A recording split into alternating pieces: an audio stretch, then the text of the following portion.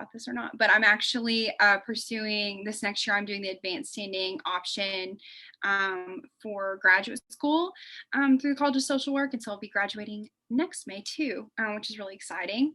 And this year I'm actually at Center for Children and Families and Boys and Girls Club of Norman.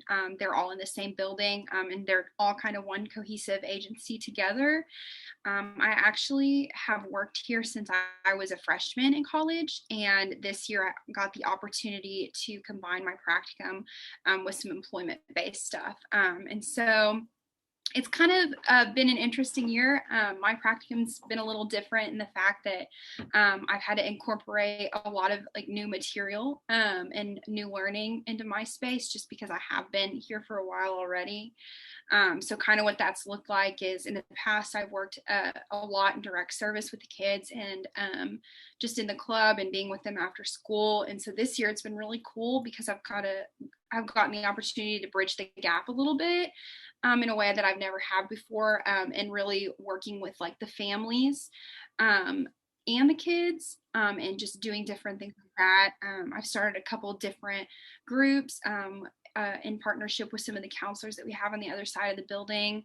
I've gotten to facilitate some different just teen groups like social justice, like conversations, just different events for our teen program here, and different social interaction groups for our younger kids. I've gotten to help with different like grant projects and helping the agency as far as that kind of thing goes. I mean, you name it. I feel like everything that we talked about in classes, I've gotten the opportunity to experience just a little bit of this year. I've gotten some experience being in the counseling wing and helping with like client intake and just being able to observe sessions from a couple of our different counselors that we have. So I don't know if that answers the question, but I've done just kind of a little bit of everything. It's been a really cool opportunity to see just what different ways social workers can serve the community of Norman. Everything from counseling to just direct service to macro to all of the things. So anyway. Great. Thank you, Jordan. Yeah. Okay, John Bear, would you mind sharing the same information? Yeah, sure. Yeah, my name is John Bear, and yeah, thanks again, Carrie and Professor Dell for asking to be on the panel. And hello, everyone, social work students in whatever different bachelor's level or master's level. I'm currently doing the MSW program. I'm in my concentration year, so I'll be graduating in May. Oh, crap.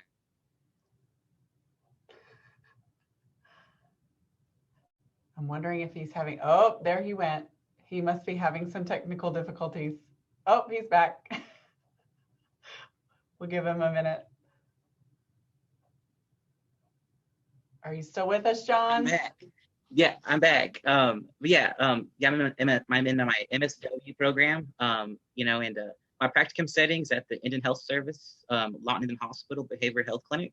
You know, there I'm doing employment base, so actually that kind of took a lot of paperwork to get that all, you know, started and stuff. But I'm glad to, you know, do it, and it was a good experience, you know, talking with officials to get the process started. But yeah, I work at the Indian Hospital. It's a full hospital that serves American Indians and Alaskan Natives. And I help out in behavioral health clinic doing intakes with patients in integrated behavioral health. I help out with, you know, crisis intervention, those dealing with depression, anxiety, and then helping them with services and also getting them established with a counselor or a psychiatric provider in the behavioral health clinic. All right, thank you, John. Rachel, would you share now? I will. Hello, everyone. I'm Rachel. I am a BSW, so I'll be graduating in May with Jordan. I have opted to take a year off, though, for myriad of reasons. Anyway, John, I feel you on the technological issues. I'm actually working from home because Palomar's Wi-Fi was out today, so that's fun. But yes, I am stationed at Palomar Family Justice Center. It's in Oklahoma City. We work with victims of domestic violence, sexual assault, stalking, abuse, and just sort of any intimate partner violence situations. My primary role there has been working as a client navigator. So, what that means is that when clients come in seeking immediate services, it's my job to meet with them, do their intake, and then connect them to those services immediately. I also have, sort of like Jordan was saying, helped out with an amount of projects around Palomar. I have helped like redo some processes as far as like providing things like clothes and food to clients. Um, I'm currently helping out with a big picture, sort of macro lens situation, looking at the way that weapons are handled on victim protective orders. I am yeah, I've just sort of helped out wherever needed, working with sort of all different levels. But yeah, my main role as a client navigator, and it's awesome.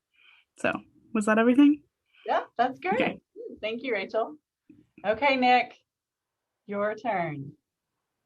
So my name is Nick Richard. I am in my concentration year of my MSW. I did the part-time program, so this is my third year, and have worked the whole time at Positive Tomorrows, and also I'm completing my second round of practicum here at Positive Tomorrows as well, doing the employment-based. So that's really kind of like the three people before me.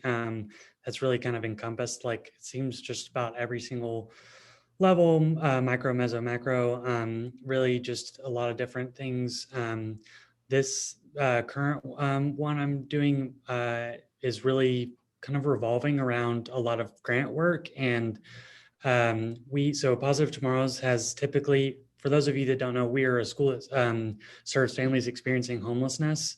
And so in Positive Tomorrow's history, like in the past, we've really focused on the school part a lot, just really tried to be a safe place for kids to come during the day and, continue their learning while they're either living at the shelter. We have families that live at the YWCA, the domestic violence shelter, families that are living couch homeless. So, living with friends or family, have families living in tents or out of vehicles. And so we, in the past, have really, the education has been the main part, and then family support kind of had a supporting role in helping clients work towards goals, housing, employment, stuff like that.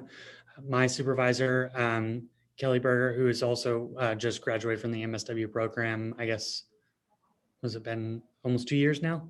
Was it 3 years? 3 years. Oh, wow. Yeah. So time's flying, but he has really pushed to kind of expand family support's role. And so part of that has been us accessing federal funding that we weren't before. And so my role has been really kind of, I've learned all the ins and outs of grants, of all the tracking and data collection, and all the reporting that goes along with that, how the application processes work, kind of helping our development department do some, not all, I haven't been involved in every phase of it, but I've been involved in different kind of supporting roles as far as getting data to them and getting stories for our clients to them. And then I also do, this semester, have done a lot of social emotional curriculum with students in the classroom. And so really kind of helping, one of the main things that we do is like help kids learn empathy and some of other like social stuff that they need. Also have been designing policy for those federal grants that we have been, again, with these, it's all new stuff to us here. And so we really have been kind of working on designing policy around these grants and making sure that we're using the money equitably and kind of figuring out like what are the, not just the outputs, like we spent X number of dollars on, putting families up in motels that would have otherwise been street homeless. But also what are those outcomes? Like how, if we're able to stably house that family using those funds, like what does their long-term outcomes look like? And so really kind of gotten to do a lot of exciting stuff like that. So I think that answers all of your questions there. Yeah, that's great. Thank y'all so much for sharing those initial pieces with us, because it never ceases to amaze me, the very real tangible ways that our practicum students are learning social work practice, but serving and giving back to our communities in a very immediate sense. And oh my gosh, all of y'all have survived practicum during a global pandemic. So you should really give yourself a huge accolade for that, because that is ginormous. We didn't know if it was going to happen or not, and we're doing it. And y'all are probably learning way more than you thought you would, and different learning.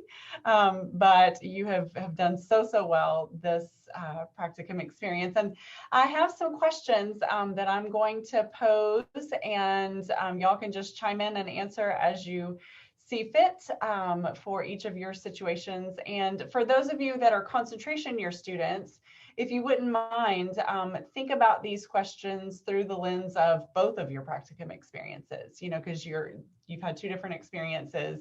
Even if it was at the same location, it's a different experience. So the first thing I'll ask is to share maybe one of your biggest practicum learning moments. What might that look like? I can chime in here, even though I just talked. So I think one of my biggest learning moments, and this has kind of been a repetitive thing, is one of the core competencies is the diversity and difference in practice. And so I think initially when I was going into my first practicum, my head was thinking about it in terms of like client diversity, and just kind of like how we'd approach clients from different backgrounds and stuff, which is a part of it. But really, what I've kind of come to realize as social workers how critical it is for us to acknowledge the difference in practice from other agencies, other fields of practice. What that's looked like specifically for me is I've been able to create some partnerships with some hotels in the community to be able to house our clients that aren't, for one reason or another, aren't eligible to enter a shelter and don't have anyone else that they can stay with. So they would be either in a vehicle or in a tent or whatever. And so I've been able to build some of those partnerships for Positive Tomorrows, but that has brought with it a host of unique challenges because these motel operators they don't have a social work background. And so it's their mode of kind of doing things, of operating, what they expect from clients, how much patience they'll have for a wide range of things that come up, has really kind of pushed me to kind of step outside my comfort zone, because I'm used to being around all of you guys where we, generally we have the same set of principles when it comes to how we treat clients, how we think about them, and how we look to partner with them.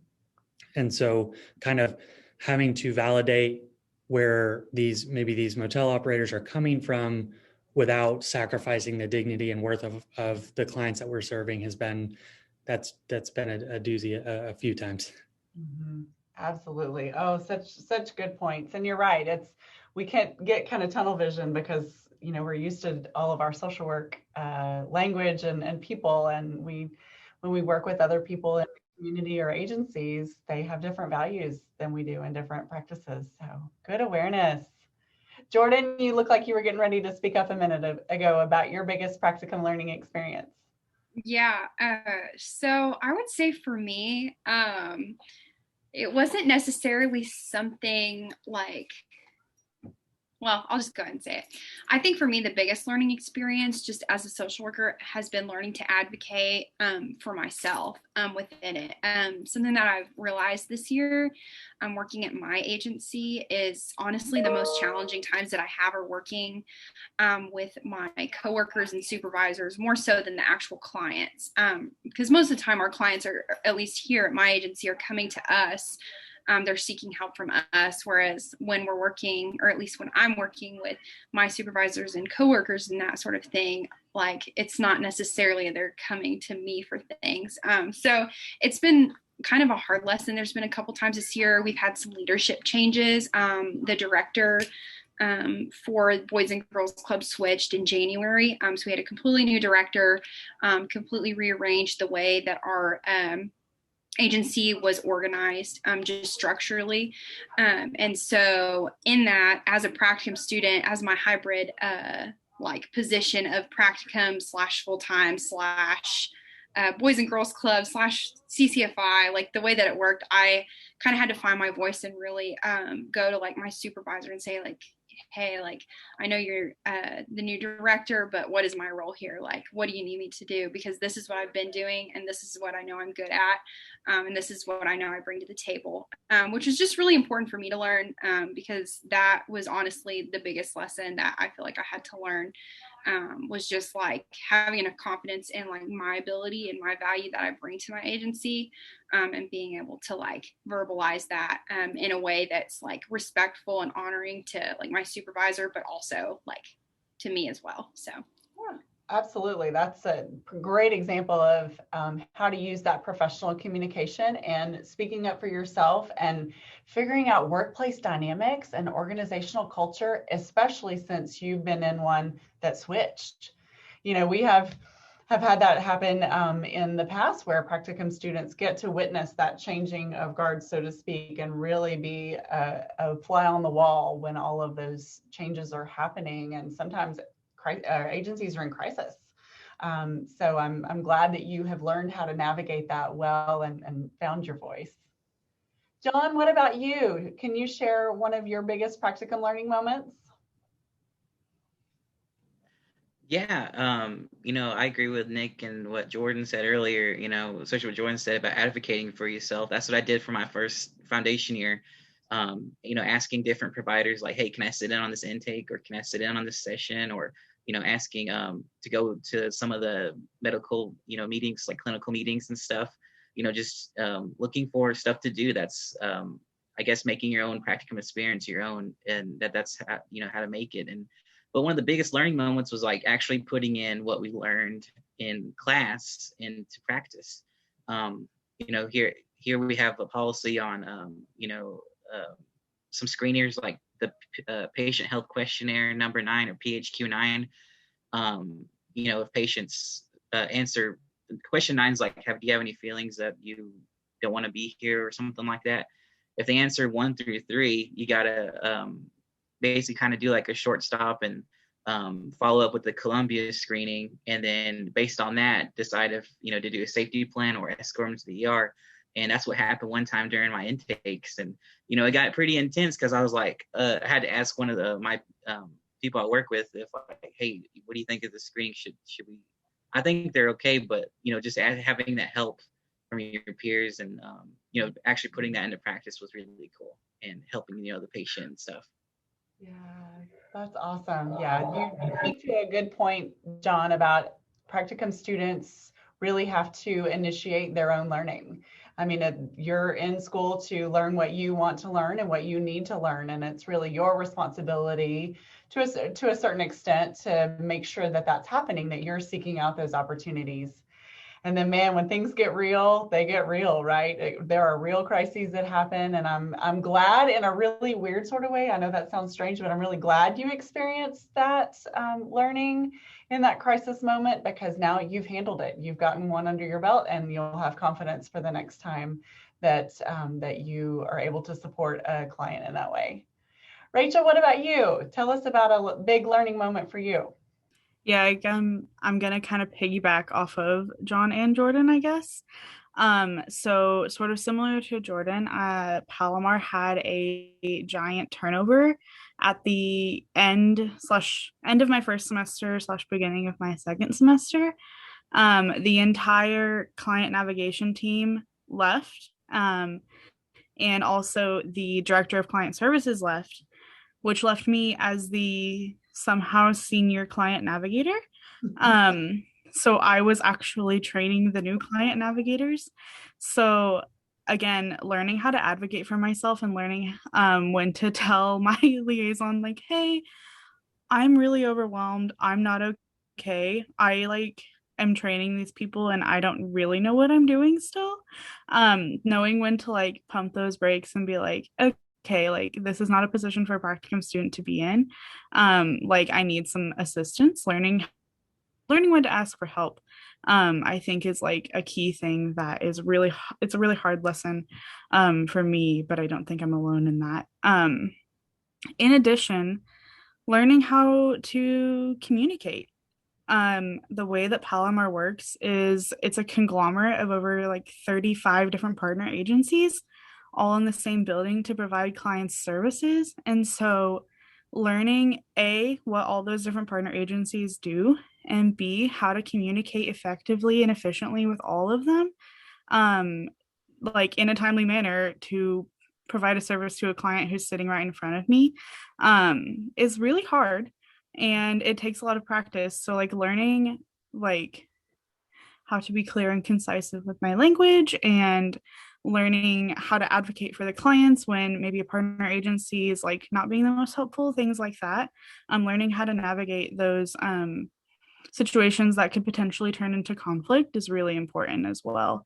I think that comes with just like workplace environment skills, but also like, especially as a practicum student in a situation like that, learning when to be like, I do actually know what I'm talking about with client services. And also like, I know that I'm just a practicum student, but like, please treat me with the respect that I'm going to treat you with. So yeah, learning how to advocate for yourself, learning when to ask for help, learning when to enter into conflict and how to do that well. I think are my like biggest learning experiences. Very well said. Very well said. You, Rachel, you have had to navigate a very difficult situation, and you have done so with grace and professionalism and expertise. Definitely. And those are skills that I know you will carry with you into future jobs for sure. Thank you. Yes. So we've talked a little bit about some challenges that y'all have faced during your practicums. And so I wonder if maybe you'd be willing to share kind of what you felt was expected of you as a practicum student. What did your agency expect of you? Because that's something that the students entering practicum aren't really sure about yet. Carrie, I didn't get to share yet about my practicum experience, but I'd be happy to answer this question. Oh, well, that's great, Maddie. Thank you. Yes, of course. So I'm Maddie, everyone. I am currently an Intercept intern at Youth Villages, and I'll be graduating with my BSW in May. Pretty much like just give you a background, what we do is we get our clients referred to us by DHS, and they're all kids from the ages of 3 to 17. In the program I work in, we also have another program called LifeSet, and those kids are between the ages of 18 and 22 that are aging out of foster care. But I like working with the kiddos, so I work in our Intercepts program, and we provide intensive in-home family therapy. And like I said, all of our kids are referred to us by DHS. They are victims of abuse or neglect, so there can be a lot of tough challenges, and that kind of goes back to your question. Like, we have a lot of paperwork we have to complete, like during intake. And that's something that I actually had to step out of a meeting the other day for the first time, because you have to ask about like suicidality and the history of abuse and history of neglect. And you have to do that in front of the family that did this to their child. And so that's really challenging to not be like, how could you do this? But instead be like, let's work together as a family and fix the issue. But I have already had 3 successful client discharges, and like these families are doing great. We check in with them like once every month. So it's really cool to see how like our services are actually working. So I really love it. Oh, that's amazing, Maddie. Thank you so much for sharing. And I'm thankful that you spoke up. I'm so sorry that I missed you. No, that is okay, of course. Yes, yeah. And you make such a good point. I mean, each of y'all are doing very, very important work and making very direct impact on these clients and families, if you're working with families as well. And it's the things that you are doing as a social work practicum student are very powerful and very immediate. So let's see, where were we? Nick, would you mind sharing maybe what you felt was expected of you as a practicum student? Yeah, absolutely. So when I first started my practicum, since I'd already worked at Positive Tomorrow, I've already been working there for like a year and a half at that point, I think. That was one benefit to doing the employment base there, was that I was kind of a little bit more comfortable with the agency going in. but also there was still like, I was still moving into like really, I mean, all of my practicum stuff was new things that I really hadn't done before. And so I really felt like starting out, a lot of the expectation really was just to show up, be ready to learn, and kind of like ask questions and really engage with like the new things that I was being tasked with doing. I didn't really feel like they gave me too many things that were like outside of my like abilities as a second year grad student who was just really kind of starting to get into the real in-depth kind of social work beyond we established a foundation, and we were moving into the more in-depth things. And so that was really great, because I think that from hearing from some of my cohort as we've moved through it, that was kind of similar stuff. It's like, you really got to shadow or kind of partner with your supervisor on a lot of things at the beginning. And then slowly, the expectation was that it's like, okay, you've seen this done, you've had it done, or you've been doing it next to someone for a while. Now, as you move through that second semester of the first round of practicum and then into the second practicum, really just kind of, there was the expectation of that you slowly take more initiative and really, kind of step up and just be ready to accept responsibility, with the understanding that questions were always welcome. And I think it was just the expectation was to stick to, those ethical principles and the values that we, really talk about all the time that are in the code of ethics. I think that was one thing that my supervisor, Kelly, told me when we were starting, really when I started working for Positive Tomorrows, and then also when I started my practicum, that was the expectation. If you can follow these ethical principles and keep these values at the forefront, like, you're going to be fine. You're going to, doesn't mean you're not going to make mistakes, but you will do great if you can just really, keep those in kind of at the forefront of what you're doing. Yeah. Well, and how lucky were you that you worked for an agency where those values were honored, and recognized, because not every agency is in that situation. So yeah, good points. And it's kind of a blank slate then, walking in with not so many expectations and given a lot of freedom. What about you, Jordan? Yeah, so my expectations were a little just up in the air for a while, mainly because our situation in our agency changed pretty like on a weekly basis, especially in the fall. It's leveled out a little bit this semester, and I've gotten to have a lot more like very cut and clear expectations of what I do every day and what I'm helping with and what projects I'm completing. But like in the fall, between of course this is pretty specific to COVID, but between quarantining and like the virtual schedule that Norman was putting their kids through, Norman Public Schools, between parents and just all the things, every week was different. And so it was hard because like my expectations at first were almost that there were like no expectations like for anybody, because we were just like every day was a new like challenge to tackle. And so that was kind of an interesting thing to work through, but I definitely would say like I learned some flexibility through that, just as a social worker.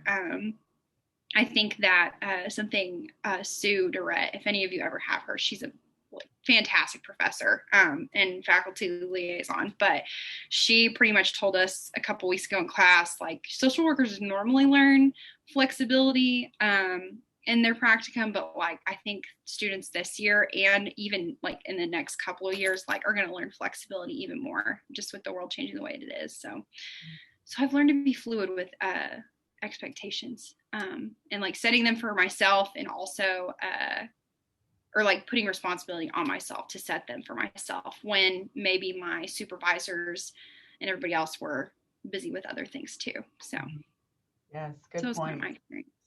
Good point. And assessing and reassessing again, all of those priorities and expectations. Rachel, did you get a chance to share? Not yet. So before my practicum started, we had a 3-day intensive, like something crazy, like 25 hours and 3 days of Zoom meetings that were a training on the way that Palomar works and the way that our internship there would work, because it was like a group of interns, not just practicum students, the way that it all would work. And so the expectations like from that were set so that we would like go in knowing how to treat clients with respect. We were expected to know the like 9 social work competencies. We were expected to know how to engage with not expected to know how to engage with clients, but expected to know how to be like trauma informed, I would say. And so, and then when I got into practicum, from the get-go, I was placed on the client navigator path. So the expectation was set that like I would start at the front desk and then work my way through like shadowing the navigators, work like they called it ramping up, to be a navigator. And so those expectations were put on me. I like in turn, because of that training, I sort of had those expectations going in as well. Those expectations of like, okay, I'm going to be helping clients directly, like they're expecting me to be professional and on top of my game. And I say that they were expecting me to be that. There's also a lot of grace given as a practicum student. So don't be like panicked if you're like in a situation like that. But yeah, those were like the general expectations. I didn't have any crazy like, this is what I really want to get out of my practicum experience. I really tried to go in with like an open mind of, I just want to receive from this like what it is and just gain all of the knowledge that I possibly can in this like set amount of time this year here at Palomar. So that's like some advice that I would give you. Like, don't go into practicum with too many expectations. Just try to make it the best that it can be. And it generally like turns out okay. But yeah. Great, Rachel. Thank you. Maddie, what about you? What was expected of you as a practicum student? So I kind of went into it thinking like, okay, I'm like a therapist. That's my role. So what was expected of me was just like slowly go from like a shadowing role of shadowing specialist into like the lead role. And now that's where I am. I am the one, the primary specialist shadows me. I go in and lead all these sessions with clients.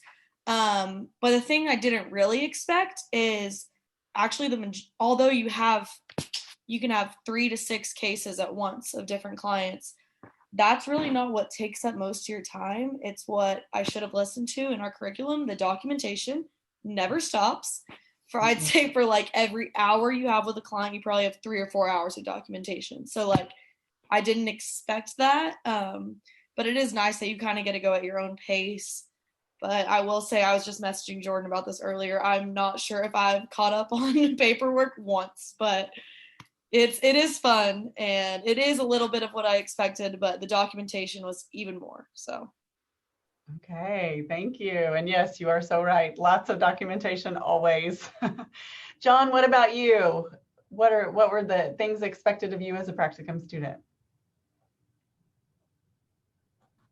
Yeah, just you guys touched on some things like what you said, Maddie, like documentation. Shoot, that's what my field instructor said when I started doing intakes. I had to co-sign with her, and she's like, you're doing good.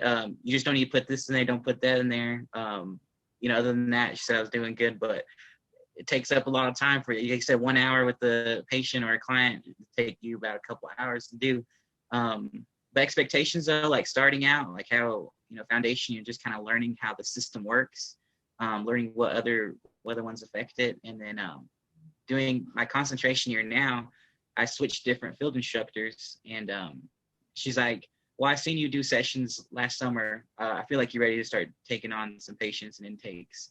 So, just kind of, she's more push, or I guess let me do more stuff than the last one. Like, just, it was really cool.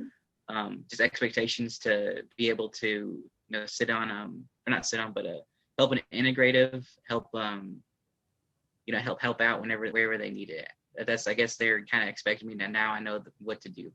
Yeah, absolutely. And A good point about concentration year. I mean, the agencies expect, I mean, you're getting ready to graduate, so your expectation is you be more independent and advanced in your practice. So yeah, that's great. I'm glad you've had that experience.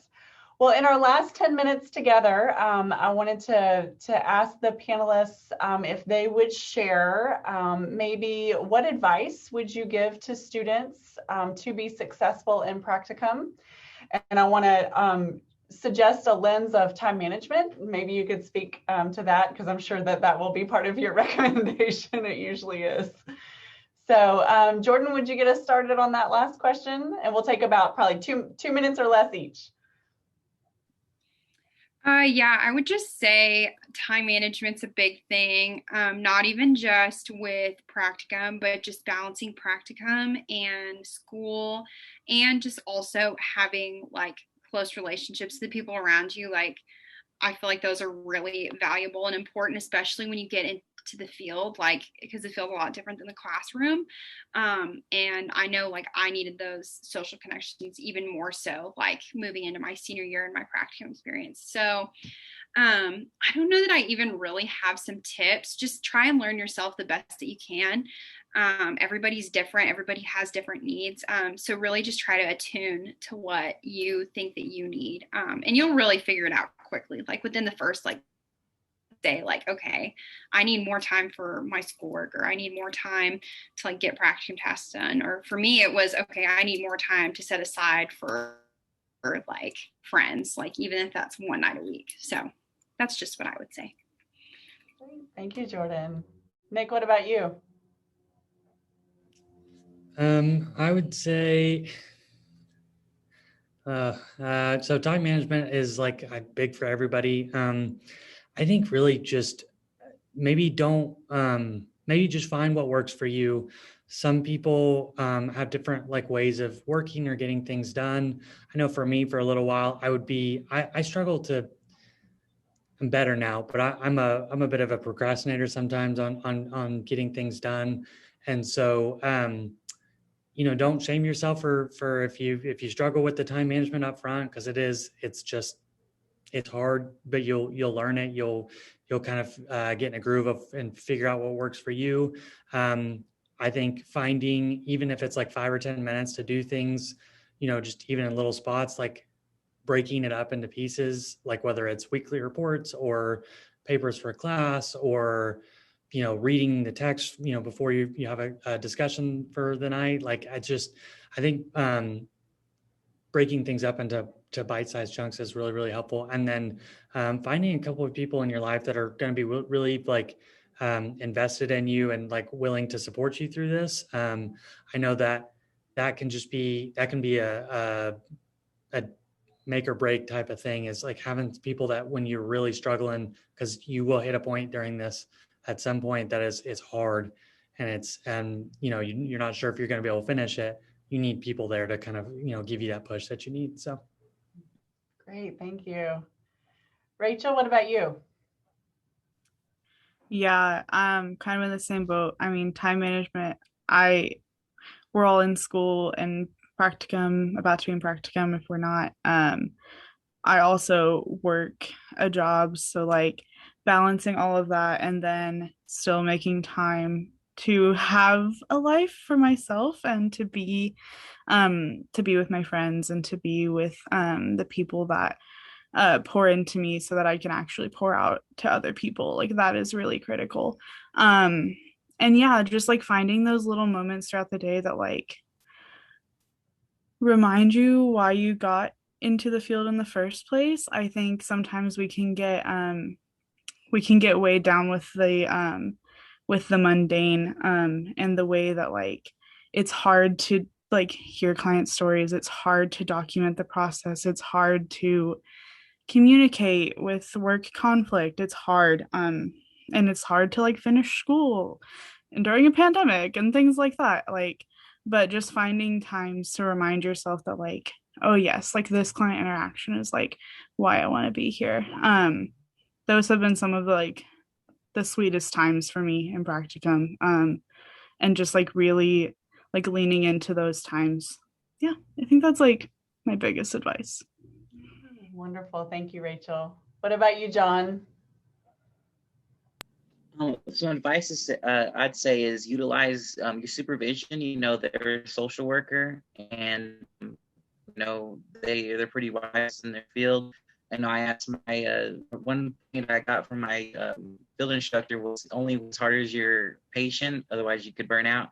And I could totally see why she said that, because sometimes they might not complete what you gave them. And also, like, leaving practicum where it's at and not bringing it home. That's good, for time management too. Just not having to thinking about that. And kind of what Nick said, just having one day set aside for weekly reports, or one side, weekend, like Sundays are for my homework and stuff like that. Of course, self-care. Just taking time for yourself to recuperate and recharge, and to get ready for the next week to help out more people. Mm-hmm. Yeah, great advice, John. Thank you. And what about you, Maddie? What would be some practicum wisdom to share? Gosh, they all just kept stealing what I was going to say. So everyone's right with what they said. My biggest thing is, like I mentioned earlier, documentation will never stop. And I'm going to be honest, my first semester, I was finding myself a lot more stressed than I am this semester, because it's like, I have this note and this note and this note and this note. So I've really learned to just, every time you have something to do, even if it seems tiny, like read a page of a book, write it down, and just use your checklist. That has helped my stress and anxiety to another level. Also, I would say, like, kind of what Jordan was saying and Rachel, like, keep yourself surrounded with like good people. Like, my friends are super supportive, but they know, like, when we're together, like, let's just have a happy time, because you are having these like clients where you will leave work and you will be sad, and that's how majority of our clients and interactions are going to be. So just taking care of yourself, really focusing on time management. And I would just say, John made a great point of using supervision. As like a time to enhance your practice, I've gone in before and I'm like, well, I don't need anything. But now, as I learned, I'm like, if you have documentation to catch up, be like, let me share my screen. What am I doing well? What am I not? 2 birds, 1 stone. So just staying on top of all your stuff is what I'd say. And it's not as hard as we all make it seem, I promise. Oh, wonderful, students. Thank you so much for your insight and sharing your experiences in practicum. Many of the other squares on our screen today are practicum students that are preparing to enter practicum, maybe for their first time. Maybe they're finishing their foundation year, transitioning into their second soon. And some of you are signed on as support to your colleagues and you're also finishing your last practicum. So thank you so much to everybody for joining in. I hope that was a nugget or two of wisdom that you're taking with you about practicum readiness. And as always, reach out to me or Professor Dell if y'all ever have any questions about practicum.